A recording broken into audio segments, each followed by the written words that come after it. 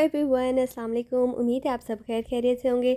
जैसे कि टाइटल और थंबनेल से आइडिया हो चुका होगा कि आज की वीडियो में हम बनाएंगे एक ज़बरदस्त सा DIY मास्क जो ना सिर्फ आपकी डार्क अंडर आर्म्स को लाइट करेगा बल्कि साथ ही आपकी एक्सेसिव स्वेटिंग को भी कंट्रोल करेगा। आई एम श्योर आप में से काफ़ी लोगों ने इस बात को नोट भी किया होगा कि जैसी गर्मी आती है अंडर आर्म्स ज़्यादा डार्क लगने लगती हैं as compare to winters.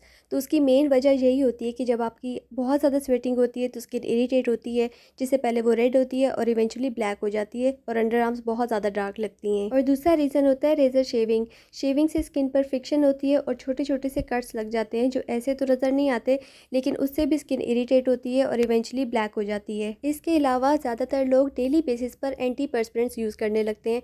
No doubt वो हेल्प तो करते हैं स्वेट को कंट्रोल करने में, लेकिन लॉन्ग टर्म उनके साइड इफेक्ट्स ज़्यादा होते हैं। तो इसलिए बेस्ट तो यही होता है कि आप कोई नेचुरल रेमेडी जैसे कि DIY मास्क ट्राई करें to control your excessive sweating, ताकि आपको डेली बेसिस पर एंटी पर्सपिरेंट्स यूज़ ना करने पड़ें। जो मास्क मैं आपके साथ आज बनाना शेयर करूंगी वो बहुत ही सिंपल, इजी और इफ़ेक्टिव है। तकरीबन सभी चीज़ें आपको अभी अपनी किचन में मिल जाएंगी। सो स्टार्ट करते हैं मास्क बनाना।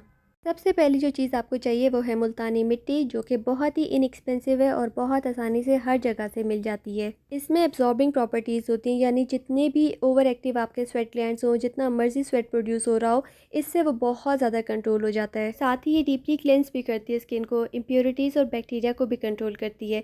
तो इसकी आपने लेनी है सिर्फ 1 टीस्पून क्वान्टिटी। बहुत ज़्यादा ऊपर तक भर के नहीं लेनी, जितनी बस आपको नज़र आ रही है इतनी आपने लेनी है। दूसरी जो चीज़ आपको चाहिए वो है राइस फ्लावर, यानी कि चावल का आटा। ये भी आपको आसानी से दराज वगैरह से मिल जाएगा, अगर नहीं तो आप इसको घर में भी बना सकते हैं। ये नेचुरल एक्सफोलिएटर का काम करता है, जिससे gently dead skin cells remove होते हैं और स्किन ओवर टाइम ब्राइट होती जाती है। इसकी आपने सिर्फ ½ टीस्पून क्वांटिटी लेनी है, इससे ज़्यादा नहीं, क्योंकि ये थोड़ा सा ड्राइंग होता है, तो इसलिए आपने क्वान्टिटी को इतना ही रखना है जितना मैं दिखा रही हूँ। तीसरी जो चीज़ आपको चाहिए वो है हल्दी, which is also known for its brightening and anti inflammatory properties. किसी भी किस्म की अंडर आर्म्स पर रेडनेस, इरिटेशन या कोई इन्फेक्शन हो तो हल्दी से वो ठीक हो जाता है। और आपने इसकी बिल्कुल 1 पिंच क्वांटिटी लेनी है, इससे ज़्यादा आपने हल्दी बिल्कुल ऐड नहीं करनी। अगर आपकी स्किन एक्स्ट्रा सेंसिटिव है तो फिर आप हल्दी को बिल्कुल स्किप कर दें। इसके बाद आपको चाहिए लेमन, जिसके आपने बिल्कुल फ्यू ड्रॉप्स डालने हैं, like 3 to 4 drops, not more than that.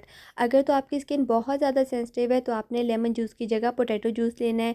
अगर आप वो भी नहीं ले सकते तो एलोवेरा जेल ऐड कर दें। लेमन में सिट्रिक एसिड और विटामिन सी होता है, जिससे स्किन लाइट होती है और साथ ही पिगमेंटेशन भी कम होती है। और जिनकी स्किन बहुत सेंसिटिव है वो इसकी जगह पोटैटो जूस ले लें, उसके भी सेम ही बेनिफिट्स होते हैं, बस ये है कि वो इसके मुकाबले में थोड़ा माइल्ड और जेंटल होता है। लेमन जो है वो बैक्टीरिया और जर्म से भी फाइट करता है, सो अगर आपको स्वेटिंग के साथ साथ स्मेल का भी इशू है तो वो भी इससे कंट्रोल हो जाता है।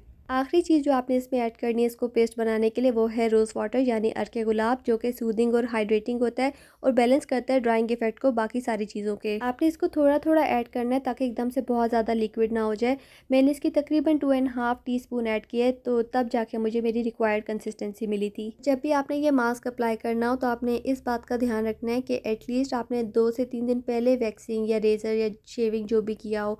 ये नहीं कि आपने एक रात पहले वो किया है और नेक्स्ट डे आप ये अप्लाई कर रहे हैं। सेकेंडली, आपने इसको लगाने से पहले अपने अंडर आर्म एरिया को अच्छी तरह सोप से वॉश करना है, ताकि बिल्कुल नीट क्लीन सी स्किन पर आप इसको अप्लाई करें। आपने इसकी कंसिस्टेंसी ऐसी रखनी है कि बहुत ही स्मूथ सी ये पेस्ट बने, जो बहुत इजीली अप्लाई हो सके स्किन पर। अगर थिक हुआ तो फिर स्किन पर स्प्रेड होने में थोड़ा सा मुश्किल होगा, और अगर बहुत ज़्यादा रनी हुआ तो स्टिक नहीं करेगा। आपने बहुत अच्छी थिक सी लेयर लगानी है ताकि पूरा अंडर आर्म का एरिया आपका कवर हो जाए। आपने इस मास्क को मिनिमम 2 दफ़ा और मैक्सिमम 4 दफ़ा यूज़ करना है एक वीक में, इससे ज़्यादा आपने यूज़ नहीं करना। अगर तो आपको बहुत ही शदीद किस्म की स्वेटिंग है तब तो आई वुड रिकमेंड कि आप 4 दफ़ा ही यूज़ करें, लेकिन अगर आपको बहुत ज़्यादा स्वेटिंग का इशू नहीं है और आपका ज़्यादा फोकस अंडर आर्म्स को लाइट करने में है तो आप सिर्फ 2 दफ़ा यूज़ कर सकते हैं। अगर तो आपको एक्सेसिव स्वेटिंग वाला इशू बिल्कुल ही नहीं है और आप सिर्फ अंडर आर्म्स को लाइट करना चाहते हैं, तब आप मुल्तानी मिट्टी को बिल्कुल स्किप कर सकते हैं। उसकी जगह थोड़ा सा हनी ऐड कर लें या फिर एलोवेरा जेल। जहाँ तक स्वेटिंग का ताल्लुक है तो वो रिजल्ट्स आपको विद इन अ वीक ही मिल जाएंगे। Like by the end of the week आपको काफ़ी हद तक अपनी स्वेटिंग कंट्रोल लगेगी। रही बात अंडर आर्म्स लाइट होने की, तो वो रिजल्ट्स आपको 2nd to 3rd वीक में सही से नज़र आते हैं, but that depends a lot on how dark your underarms are. अगर तो हल्की फुल्की सी डार्कनेस है तब तो वो जल्दी चली जाएगी, लेकिन अगर बहुत ज़्यादा डार्क है then it can take even longer, like 4 to 6 weeks में आपको रिजल्ट्स नज़र आएंगे। आजकल जैसे कि शदीद किस्म की गर्मी है तो ये मास्क जल्दी ड्राई हो जाता है। मैक्सिमम आपने इसको 12 टू 15 मिनट्स रखना है और आपने इसको 100% ड्राई नहीं होने देना।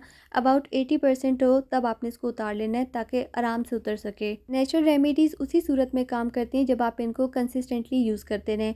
इनमें क्योंकि किसी किस्म का केमिकल नहीं होता तो इनका रिजल्ट ओवरनाइट कभी भी नहीं मिलता। लेकिन इनकी बेस्ट बात ये होती है कि इनको यूज़ करने से किसी किस्म का कोई साइड इफ़ेक्ट नहीं होता एंड डेफिनेटली रिजल्ट्स भी मिलते हैं। जैसे पुराने ज़माने में जब कोई वाइटनिंग क्रीम्स वगैरह नहीं थी तब लोग यही सब किया करते थे। आजकल इतनी फास्ट पेस्ड लाइफ है कि लोगों के पास अक्सर टाइम ही नहीं होता कि वो नेचुरल रेमेडीज़ की तरफ आ सकें, फिर इतना पेशेंस भी नहीं होता। हर कोई चाहता है कि बस फ़ौरन इंस्टेंट रिजल्ट मिले।